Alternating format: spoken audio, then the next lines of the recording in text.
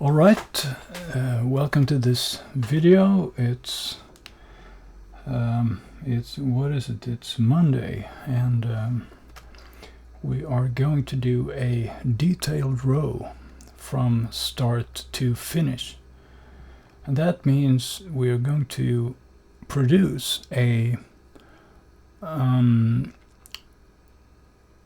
layout from which we can start actually drawing with ink on paper. But before we start drawing ink on paper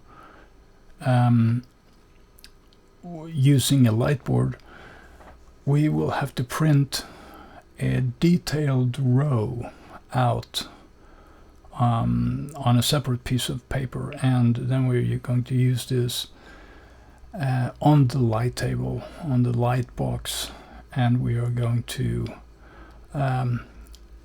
draw our frames, the panel frames, the actual content, and the balloons, and the caption boxes, and all those things.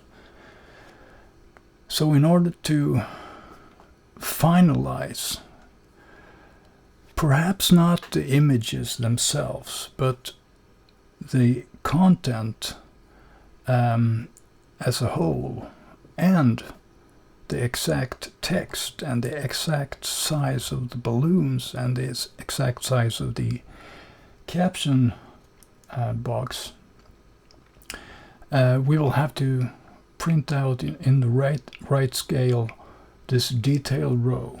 So this is a very crucial step in the production of this comic book album, which I'm producing here, the UD-11, which is the code name for Unlimited Danger, Season 1, Episode 1. So this is the preliminary cover, and it will take quite a few months more to do this, but this is the almost a finished design of the front cover, and then we also have a back cover here somewhere. There it is. And on the back cover you can see all the 8 episodes. We have episode 11, season 1, episode 1, 987 degrees centigrade. We have 12 collision course, Earth, the open source force, the alien signal, forbidden territory, the power of colloidiana, countdown, Genesis, and finally the final battle. So this is the project, and of course what I'm doing here is just the first episode, the first comic book album. 40 pages, full color, full action, full thriller, romance, plots, anything you like. So we're trying to do a very interesting, high-paced production here. So let's see. So now we are on page 12. We are preparing the first row, the top row on page 12. And I just started to fill in the actual date here, and we can actually let's click on the document name and choose T for text to get the right cursor here. Created Sunday, and now it's actually Monday, so we have to sorry, yeah, we created it that time, revised, sorry, we should be here Monday the 29th, like that. So now that's done, and always the first thing I'm doing, apart from naming the document correctly, is that I want to paste here a row. I want to paste because prior to this, my work here right now, prior to this, I have drawn the story and the row separately with pencil. Sometimes I'm sort of inking a little bit also, but mostly I'm doing pencil work, and I'm laying out the panels freely on just a piece of paper.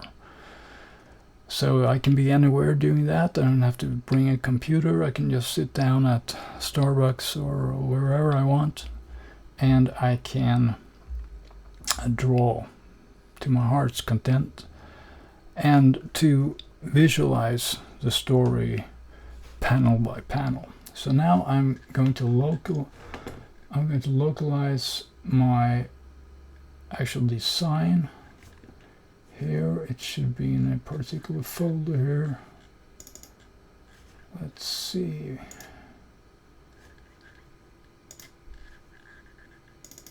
Here it should be in something which I call the main folder, where I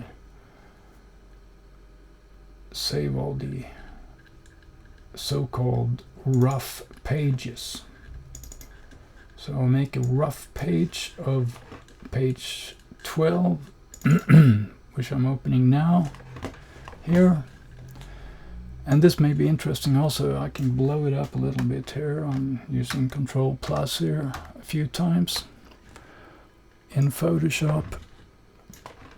And you can see here the first idea here is that I have a 4-panel design for this row. This is the row I want. And you can also see here that I have ordinary transparent tape here. So I'm drawing these panels and I'm cutting them out sometimes and sometimes not, but I'm sort of keeping them how should I say, mobile, so I can swap them around. I can experiment with different sequences, and I can and I quickly just redesign them and sort of remove the tape, and I paste a new one here and add some new tape instead. And then as I done here, I sort of covered over only 4/5, so I didn't even take the time to draw a whole panel to replace the old one, but I just took this 80% part here and sort of redrew that. Because when you're drawing, when you're trying to get ideas and you're trying to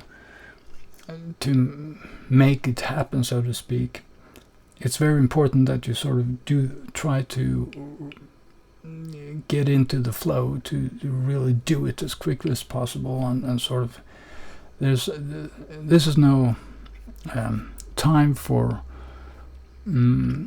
precise work. This is no time for whether the thumb should be, 22 millimeters long or 26 millimeters long. This is just, you just have to quickly sketch it out and be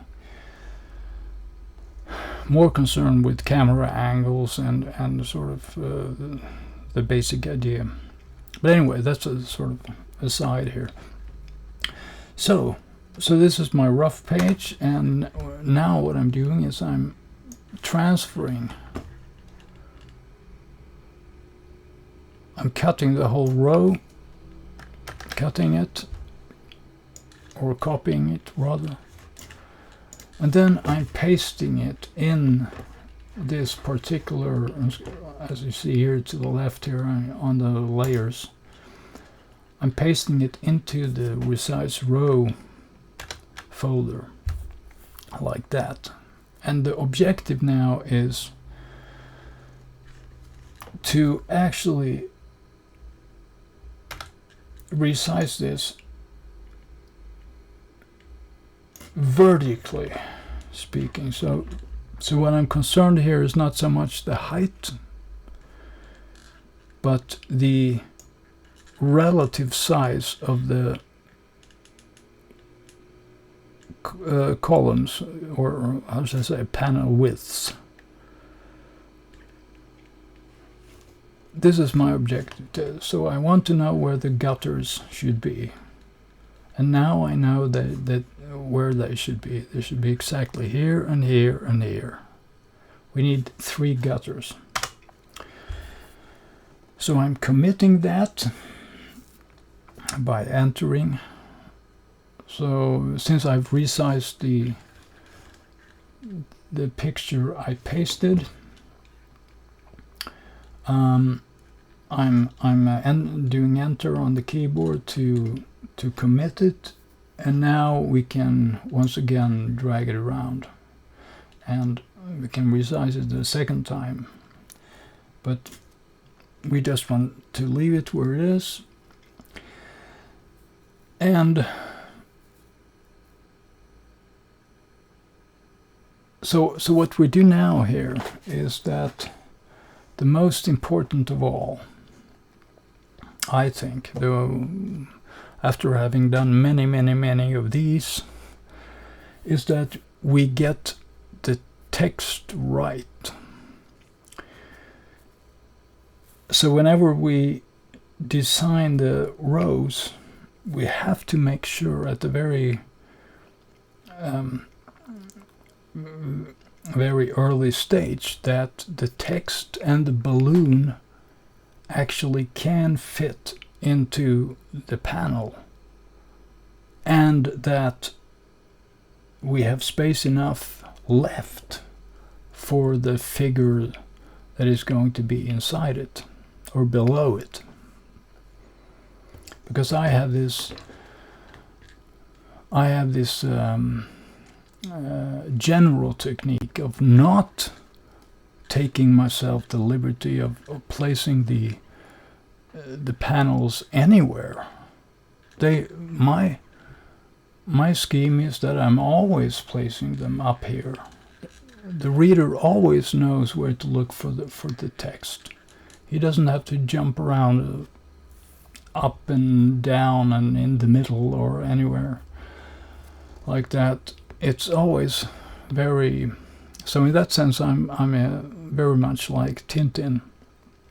He's always having his balloons up there. Of course, my design is different than Tintin's, but the placement, the idea of placement, is always the same. And another rule, of course, as you will notice, is that I'm never having any more than one balloon a panel. Each panel only contains one panel, because people don't speak at the same time, and one panel represents a certain instant in time. So it's about sequential art, and so that's why. And people normally talk first one person, then another person, and then third person, etc. So that's my scheme, and the only exception to that rule is when people are actually talking exactly at the same time. That is, that they are not listening to each other, and they are. But that's rare. Happens so rarely that it's. But all right. So our objective now is to design panel 4 first, because I may have to move this gutter. This is the problem. That this is a preliminary gutter from my drawing on paper, or not my drawing, my sketching on paper with my rough page. And this may be a little too narrow. Maybe the gutter should be here instead, and maybe I have to redo this panel here. But so it's very important that we do panel 4 first, and then we know exactly how much we have left, so we have to adjust.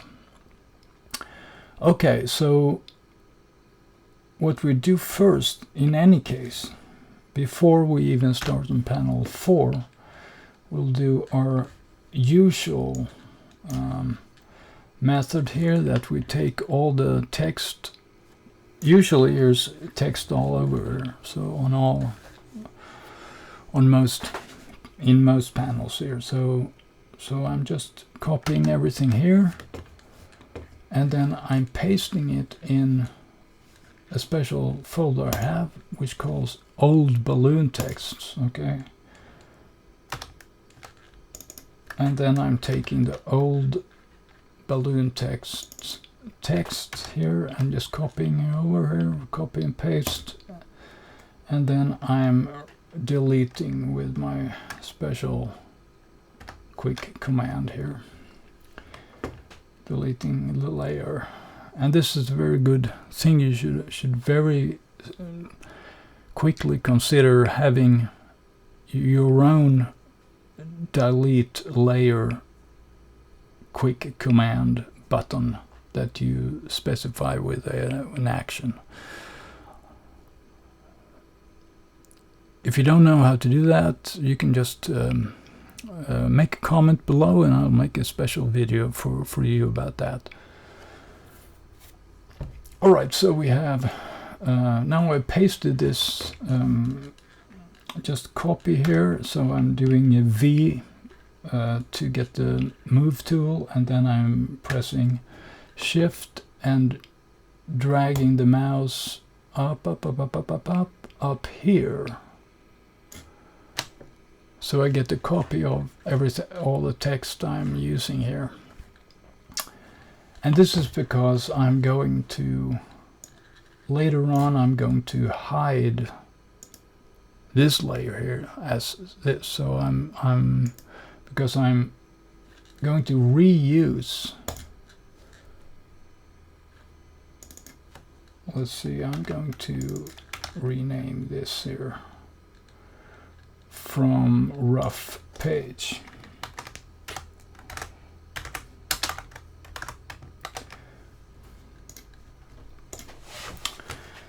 Like that. Now there is a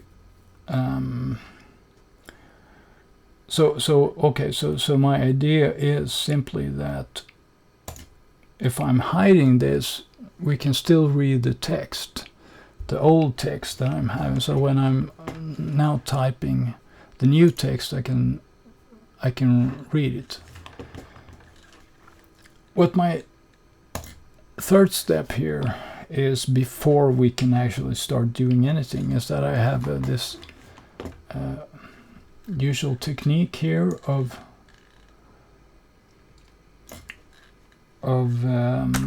taking the pictures now. So I'm copying also the pictures, but because I want to reuse these. So let's take the pictures, and I'm pasting it, copying and pasting it over Barry here, and then I'm deleting Barry, and which is now so I'm hiding the whole row, and now I just have the picture here, because I want to have, and this is my sort of sketch in the background to be used on the light box, right? So I will be doing that now again for all the 4 panels I have here. And I'm not cutting the frame because the frame is, so I'm just, and then I'm selecting the picture that already was there. So the fingers, I selected this, and then I pasting. If a layer is selected, then whatever you're pasting will be above the one that is selected. So layer 2 is the hand there, and this is the cabinet out or something, and then I delete that, delete layer, and then we go back to the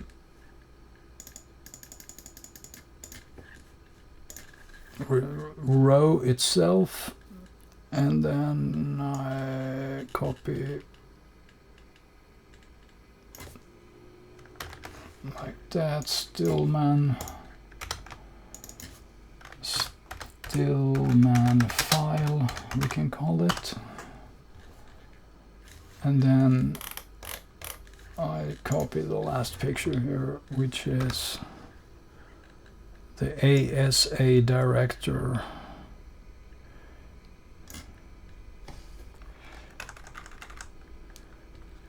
Right, something like that. Okay, copy, and let's just ASA director.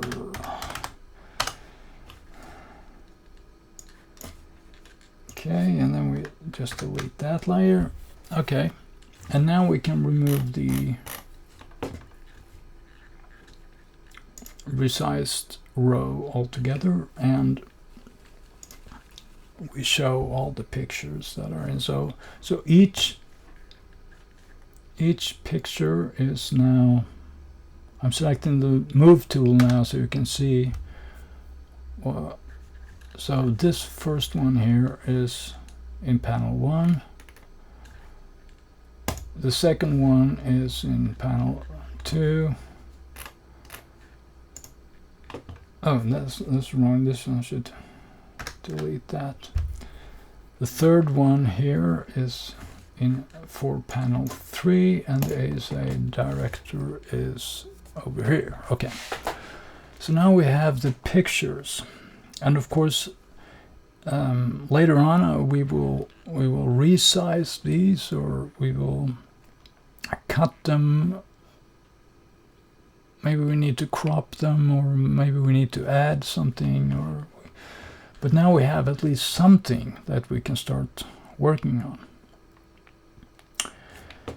So let's look at what we are going to do. So we have up here on the left, if you look here, we have a folder called Use These Gutters.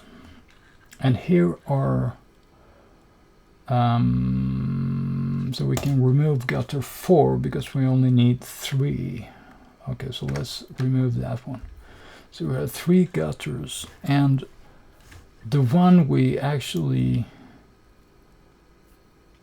want to start with before we do anything else is number 3, because as we said, we're going to work on panel 4 first. So if I now just press V on the keyboard for the move tool, we can drag this to the right like that, and according to the rough page layout that I have in the background, the gutter should be here, right? So this is how I sort of roughly imagine it. But the problem is, of course, that we have to have text, and the text is up here. Jacob Stillman, the best pilot we ever had. Now, so I'm now doing Control plus. I'm on a Windows machine, so it will be something else on your Mac. Command plus, I believe. Control plus to sort of zoom in on that panel. Okay, so Jacob still won the best second pilot we ever had. Okay, so now we're going to show our text features. And how I do that is that if you look on the left here in the layers palette, for each panel here, I have the text. Well, we can go to panel 4, so I don't have to. Okay, so there is panel 4. So I have one balloon text lines. This is the actual text that I have to retype now. So I because I'm the whole thing is that I'm using the same layer structure in all of my detail rows. So whatever the page is and whatever the row is, it's always the same template I'm using. So I'm having old texts and I'm having all these old layers that I'm just replacing with new ones. And that is a wonderful idea, because then I can just reuse all the descriptions here of the text. So it's always, the text here is always balloon text line. I don't have to come up with a new term every time. I just copy and paste it. And or I just sometimes I just let it be there, because there's only one text line. So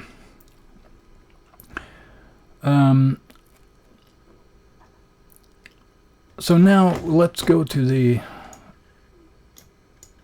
text that we actually want. And another important thing also, if you may have seen this before in some other of my videos, is that you have to experiment with this, because what I'm doing here is that I'm emulating my own handwriting, because I'm going to rewrite everything by hand. So I know how I have developed a certain typeface that I'm using when I'm texting or when I'm lettering all this. And I've been very careful choosing the right font and to be able to forecast. It's about forecasting how everything will look in the end when I have replaced the computer font with my own handwriting. And the question is, how wide will my final text with my fountain pen be when I'm done, and when it's rescaled down to the actual scanning size, and or down from the scanning size into the mounting size. So in order to figure that out, you have to experiment with different typefaces and with different widths. So you know that you can set your own width of the typeface. But that is all. I've already done that. I've already found a reasonable substitute for my handwritten text, hand-lettered text, and so I know that this is a very good approximation. So if I'm using Myriad Pro and I have regular and I have special width value and special kerning and all that, I know that this will be within perhaps 10%. I can foresee it.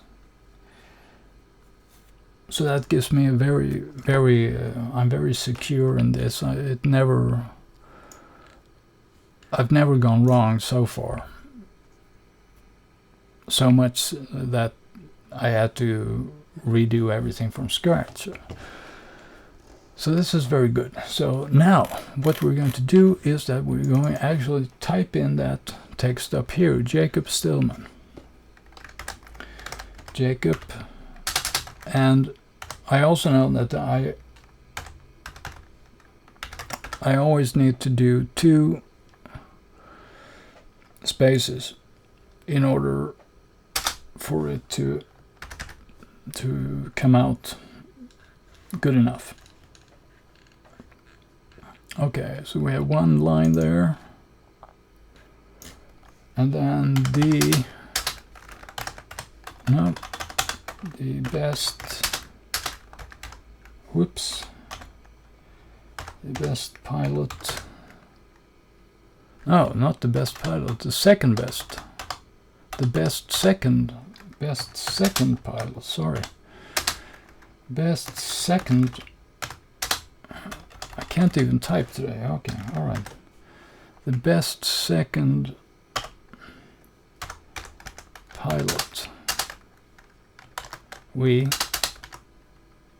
ever had. And now I'm using italics here also, so I'm using that, and then I'm having always a space in between there for the exclamation mark. Alright, so it all ended up in three rows. And this means that I have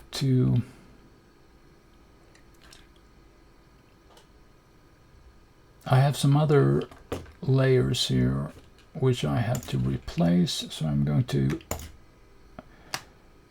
shift and click here, and then I'm deleting here, quick command, and I am,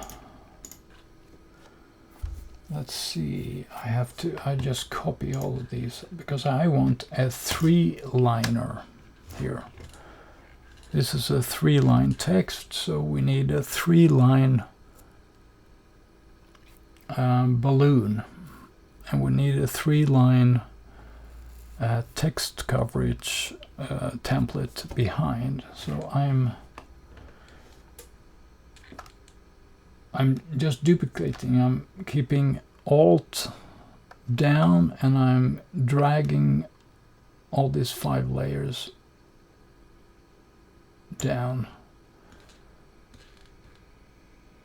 like that, and releasing the mouse button now. Okay. Alright, so let's look at these.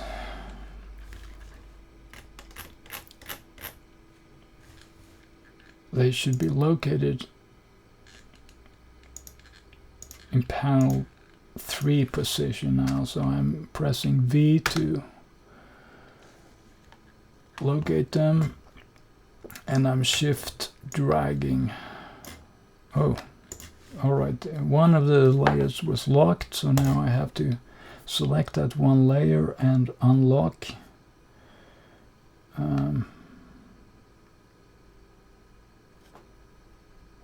Unlock it. Okay, so I must do that. I have a special key here, but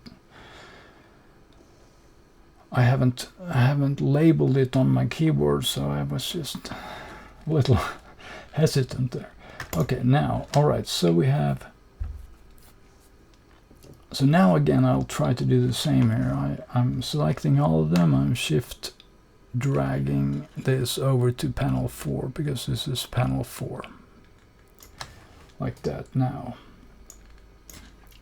There's also a three-liner up in number 3, of course, because we only duplicated it. So that's still there, right? But now we have the new one here. Okay, so let's have a look at all the fields here. Let's take them one by one. So we have the text coverage, and the text coverage indicates how the text will be placed horizontally as well as vertically. So I'm Control plus, Control minus there. Just zoom in, zoom out. So here you can see that this the text fits perfectly onto the text coverage.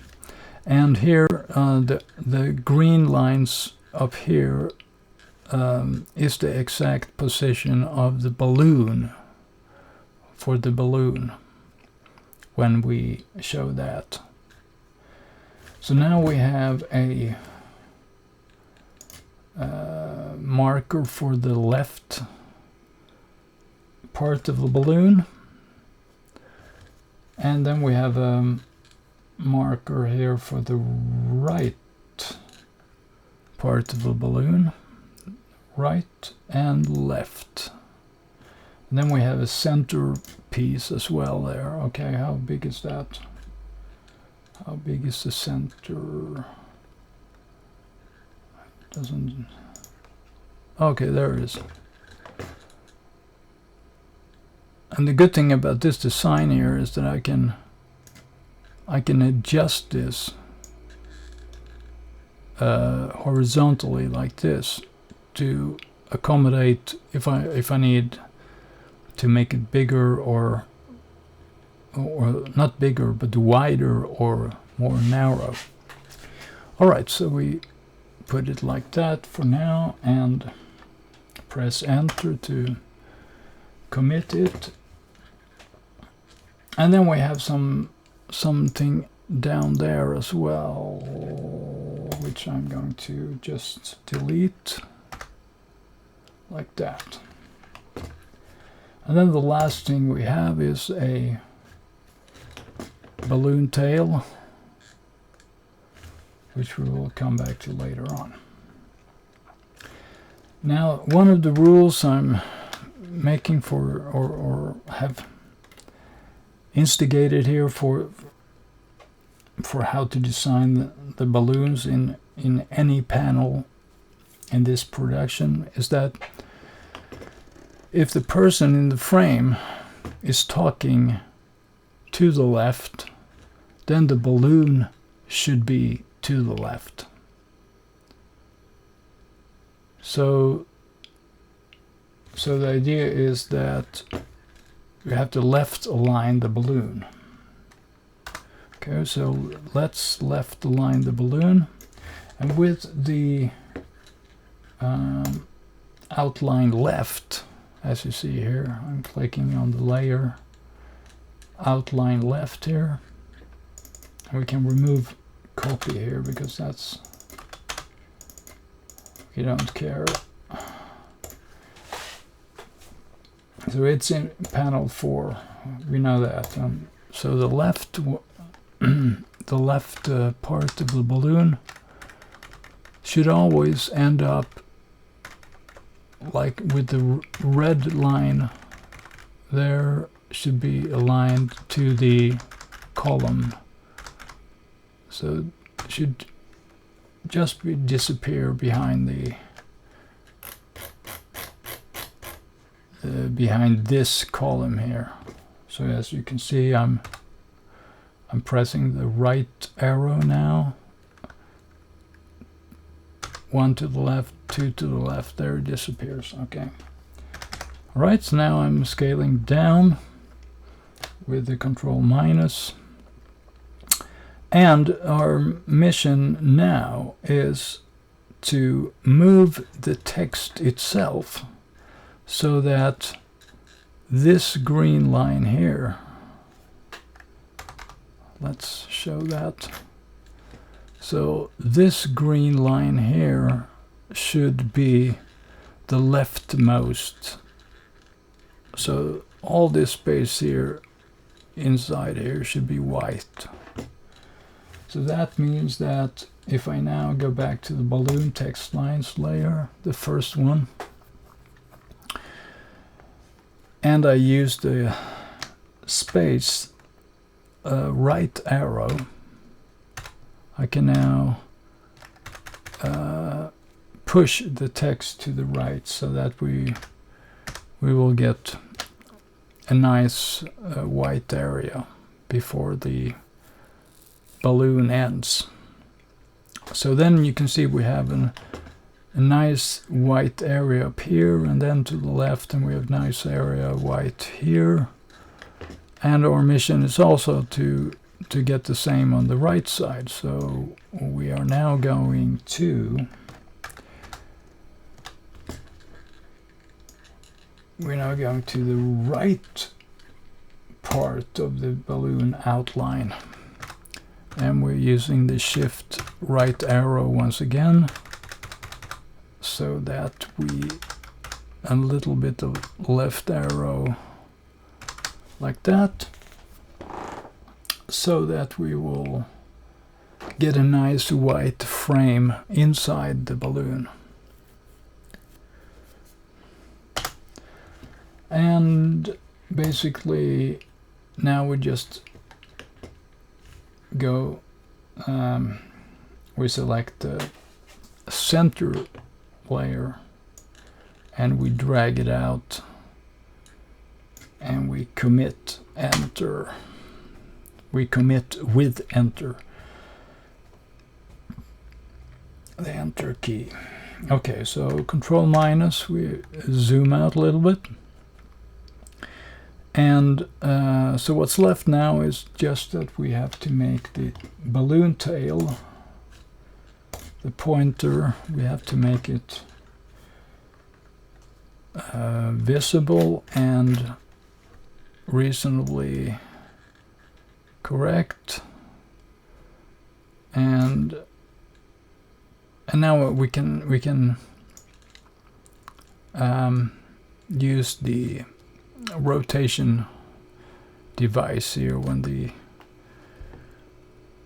arrow, the mouse pointer is like two arrows, that sort of rounded arrows, and so we're rotating a bit until the balloon tail points to the mouth in a reasonable fashion.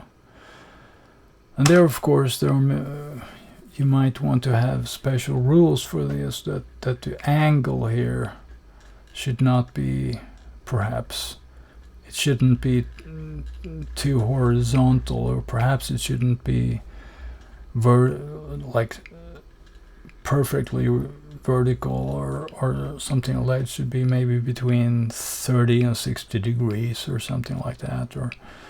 But that's for you to decide how you want it. And depending on that, of course, you have a certain latitude in terms of where to put characters on the inside the panel. So you have to go, sort of decide that for yourself, what you want. But all right, so that's all well and good. And one thing one could do here in this example here with panel 4 is to you could center the whole balloon, because as it is now, here will be much more to the right here. There will be more space than to the left. But I'm committed to the idea that if he's talking to the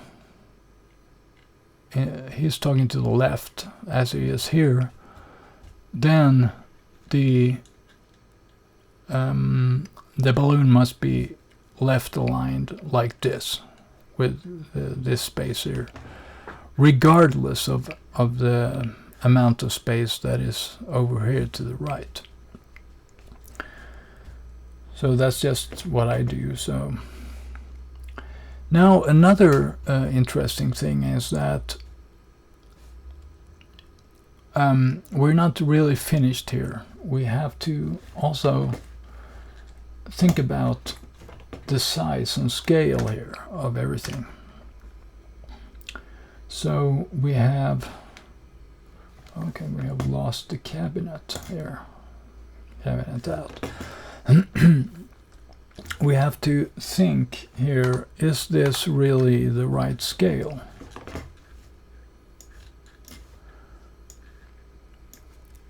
Of the picture?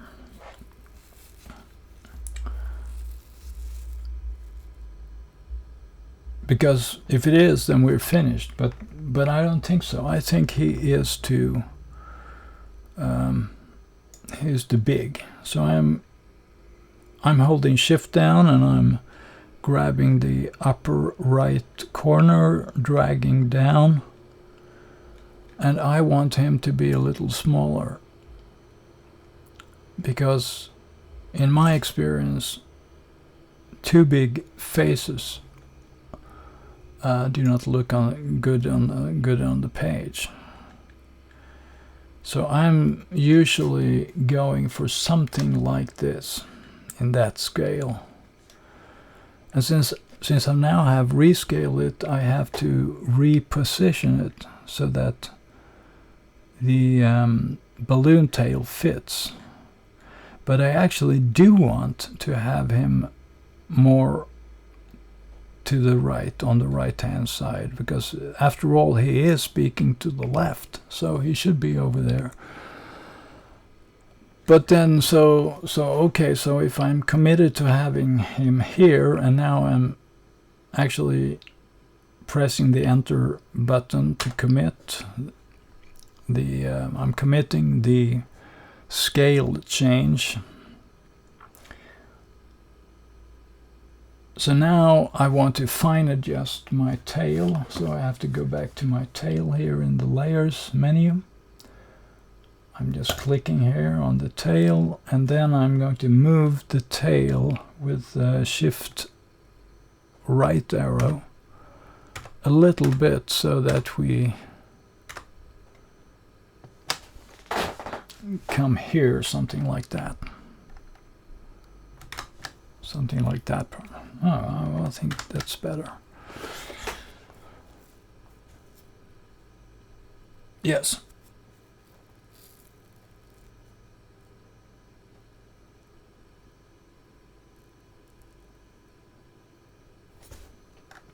So how does that look? And I think that actually works. And this enables us, therefore, to keep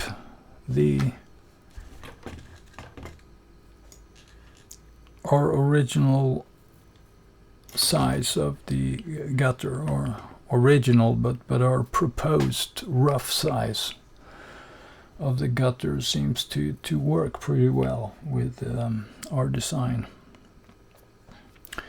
So let's do it like that, and then we just simply start with the gutters 1 and 2 over here as well. So gutter 1, let's select that. Should be the first one. I'm keeping shift down and I'm dragging with the mouse here. Just putting that there, and then selecting gutter 2, and then I'm dragging the mouse, shift and dragging the mouse to the right. Something like this. This was my, and control minus to zoom out.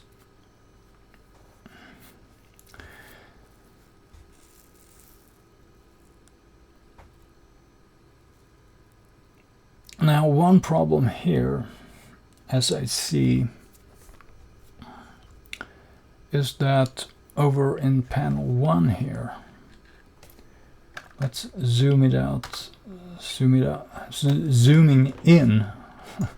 Sorry about that. Zoom in with Control plus, and I'm pressing H for the hand tool, and so show here that what could be problematic is to how to do this sound effect here. Slam, bam, slammy bammy. Okay, because there is a little bit, the space is not too big. It's in it's on the limit here what we could nicely fit in.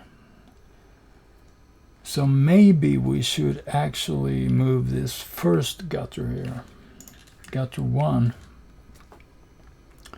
a little bit. I don't know.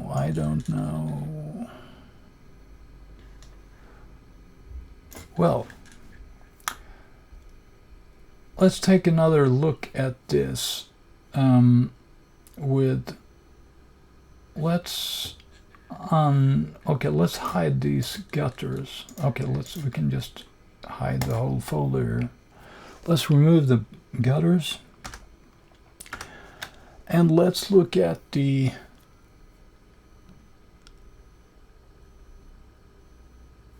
experimental design I did with row 12A. I did an experimental design here with 12A.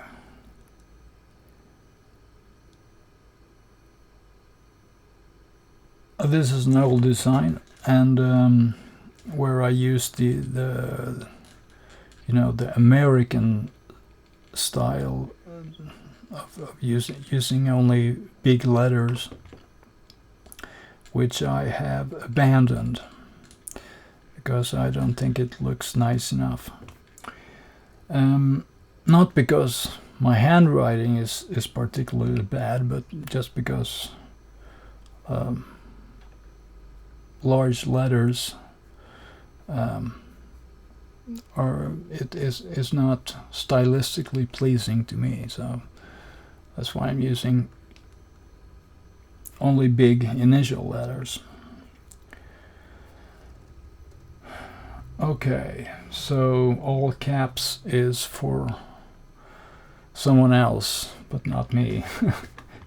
All right, so this experimental design. So let's look at that, how that corresponds to the rough design I did.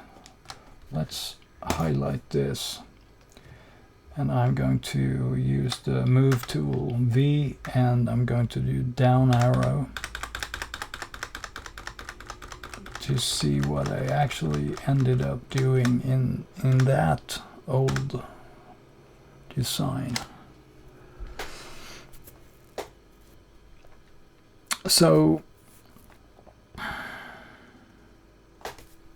okay, we can actually let's just drag it all down, shift drag it all down so we can compare them. Oh, it's a little difficult because let's do that. Let's offset both of them. Let's just get them up there like that so we can see them. So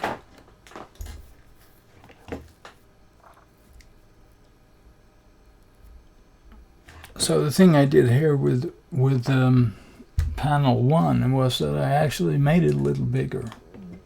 I don't remember doing that, but okay, because then we have a little space here on the right to sort of move around slamming. So I think that works. And there's a little different camera angle also, so I think this is better.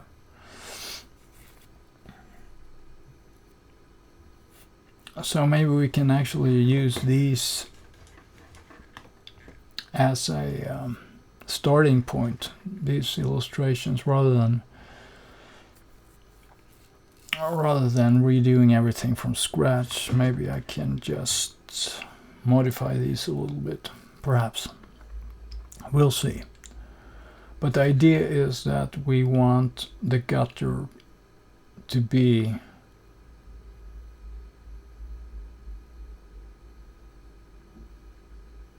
more to the right than the original rough sketch here. And as you see here, this panel is approximately equal in gutter width here. But this one is 2 gutters smaller, approximately.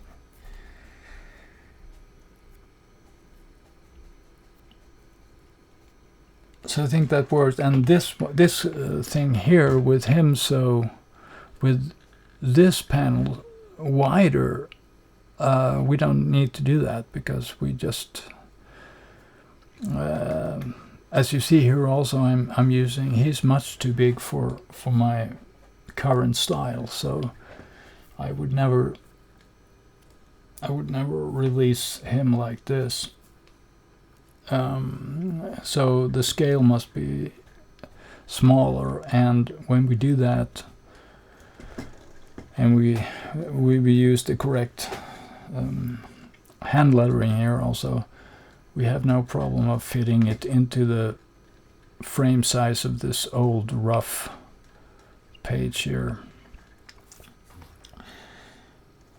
So then we keep the width of this panel, we keep the width of this panel.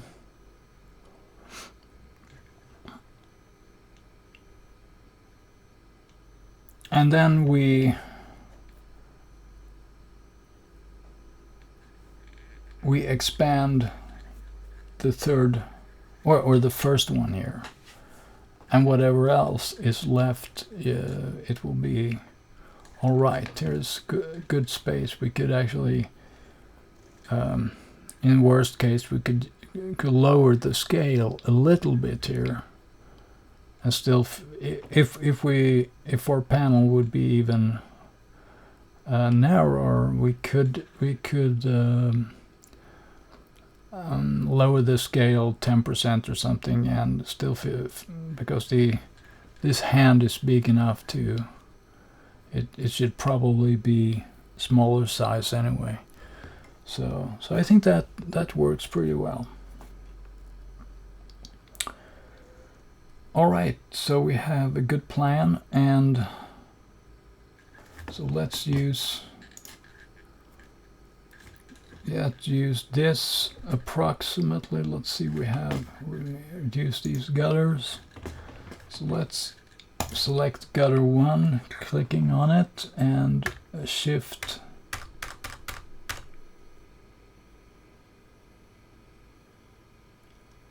I'm going to take even more, because we have, since we're not expanding panel 4, we have a little more space. We can yeah, something like that.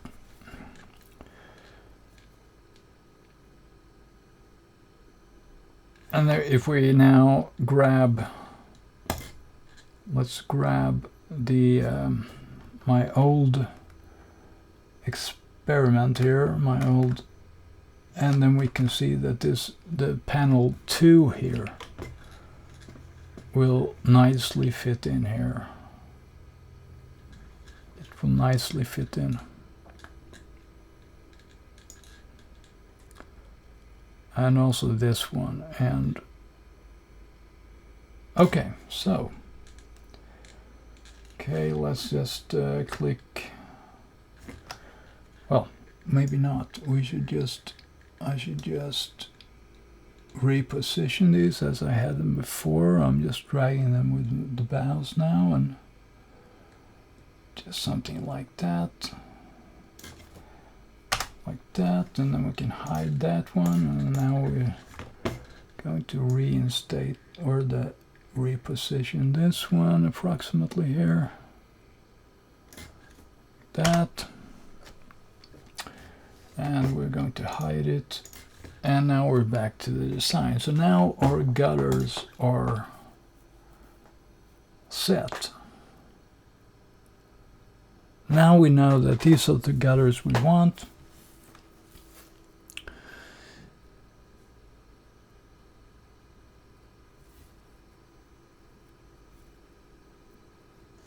And we are only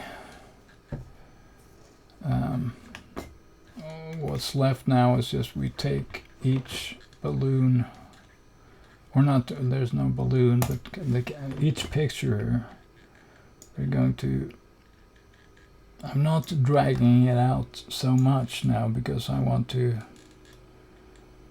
this is just a marker, right? So, but the idea is that we leave some space to the gutter for the text, for the sound effect text here.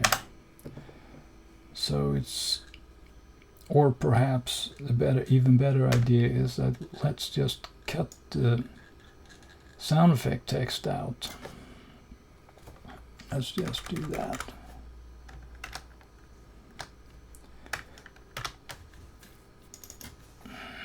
Slam, right? And then we V for the move tool, and then we just shift drag it over again, and then we can sort of put that one where it belongs, and then we can resize this one by shift dragging it to keeping the right relative size, both in width and height. So we get the approximate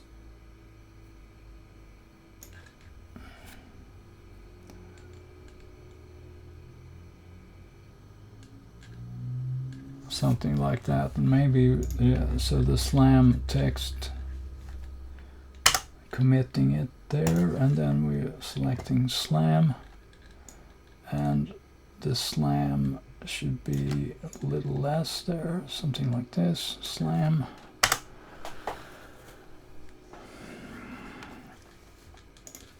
Right.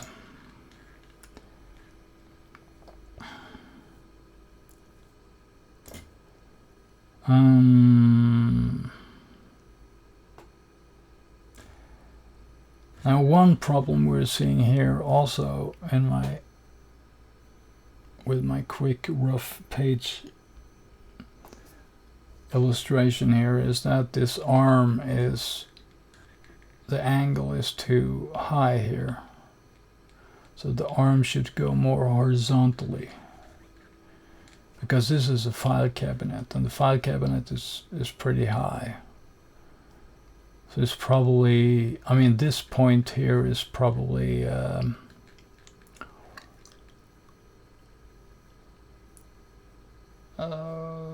least to his shoulders or something. And if it is, this should be more, maybe not perfectly horizontal, but it should be some halfway or something like that. But anyway, I'm leaving it as it is for now, and I'm just continuing with the hand in panel 2 here, and I want to decrease the size here, so I'm shift and dragging the corner down here. And to the scale or something like this, and I'm positioning it approximately golden rule kind of thing here, a third down the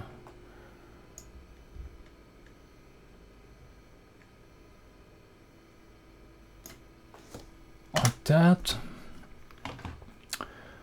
and that's done. And then, of course, maybe even more here, something like that.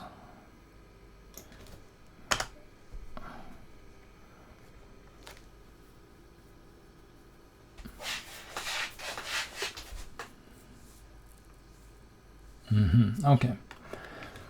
And we have the last one here in panel 3. Let's Stillman file smashed on the table here.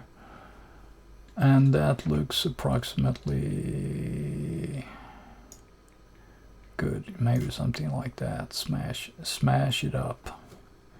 All right.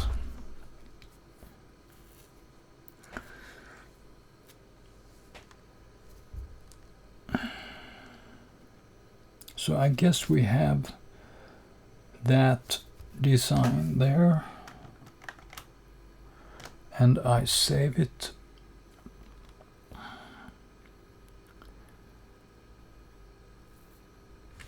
And we should be done, almost. But what we are going to do now here, as usual, is that we are going to add cropping marks, because when I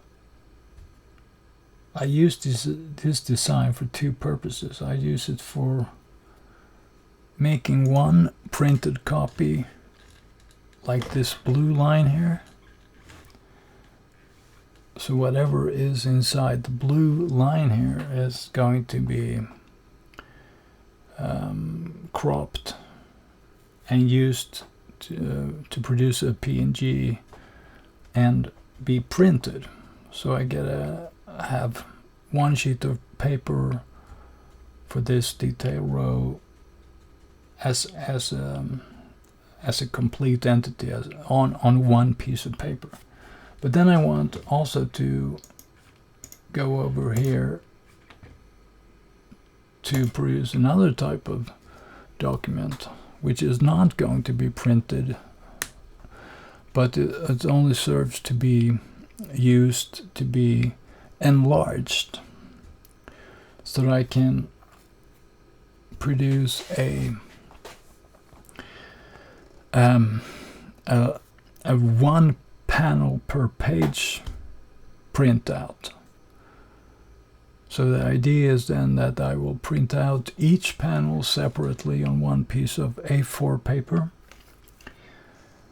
and that copy I will use for actually drawing the if we talk about this frame here, for instance, panel 4 here, I will use that printout to produce the frame on the light box. On the light table, I will draw with a fountain pen the frame on one piece of paper, and I will draw the balloon on one piece of paper, and I will do the hand lettering on another piece of paper, and then I will draw the figure on one piece of paper, and then the background on one piece of paper, and then I will later on scan everything in and produce a composite of all these drawings. So for each panel I assemble it individually. So that is the plan. So now I will save. Let's see what I want to do here. I have the cropping rect for printing now selected, so now I'm going to press Shift Control Alt S, save for web, yes.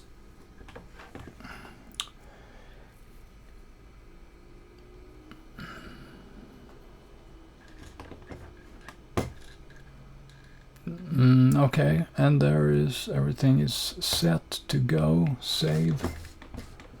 What I want to do, let's see if we can find this.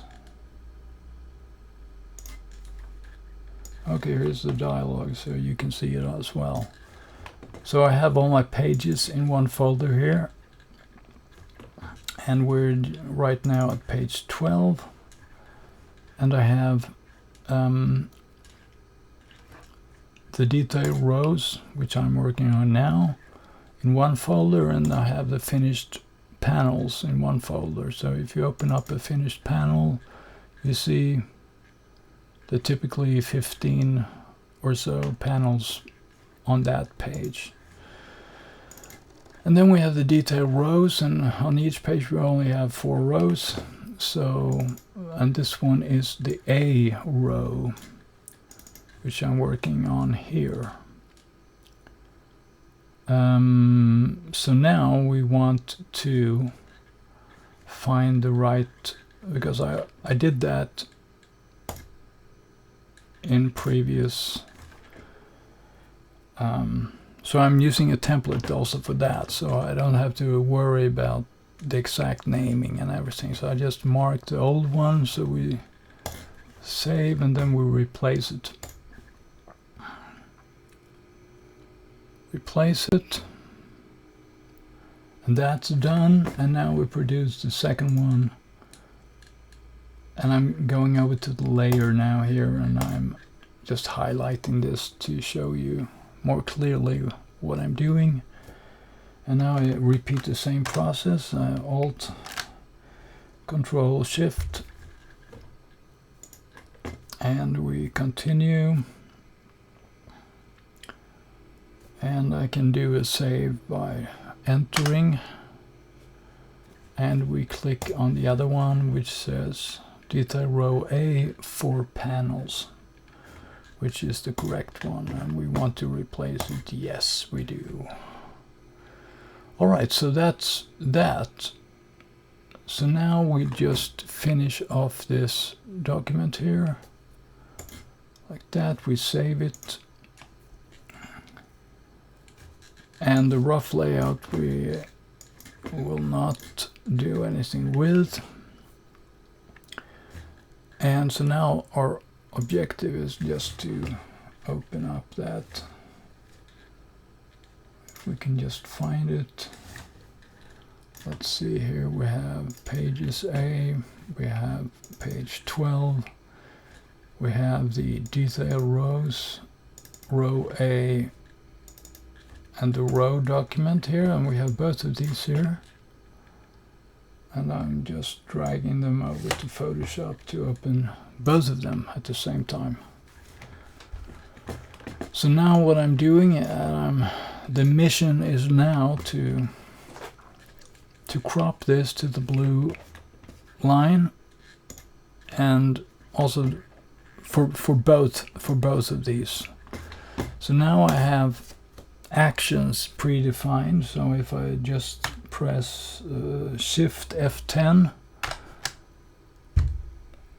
this happens automatically, and I've also saved it in the same action there, so that's good to go.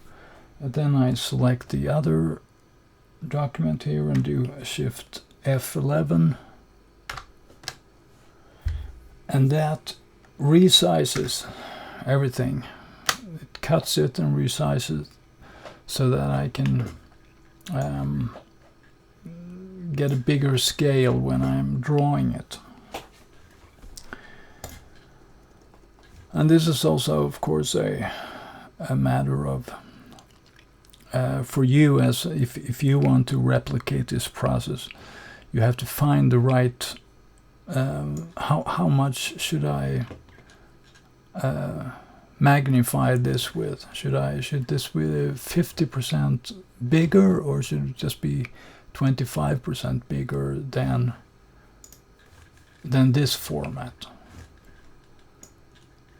So you have to decide that for yourself. Anyway, now I can print this one out here. So that's I don't do that now, but I can. And I have this document here for panels, which I'm going to use to produce 4 different printouts for these 4 panels. But that will be another video. So for now, this is saved, so I'm quitting that. And as we are approaching the end here, I'm just quickly restating or reminding you that this amazing adventure, 987 Degrees Centigrade, the first installment of the amazing Unlimited Danger Season 1, it's really coming together. It feels robust. It feels really feels like a science fiction action thriller super adventure, and I'm so excited by all these designs and all these colors and all these interesting intrigues and drama and mysteries that are in this book. So I'm hoping that this will inspire you also, not just to look into my stuff, but for your own sake, that the more you sort of get into your project, the more you get into your characters, you learn your how they are acting, and how exciting that is to sort of get that mentality, or get that emotion into the story. That is really a very wonderful thing. So I hope it will be like an inspirational video also, not just a Photoshop and shortcuts video, but actually an insight into my own process. And if you have any questions or comments about this video, or have some suggestions for making a video about something else that you would like to see, please leave the comments in the comments below, in the comments section below, and I'll be happy to record the video on that if it sort of suits. If you want it, then I want it. Okay, until next time, have a really good day. Bye bye.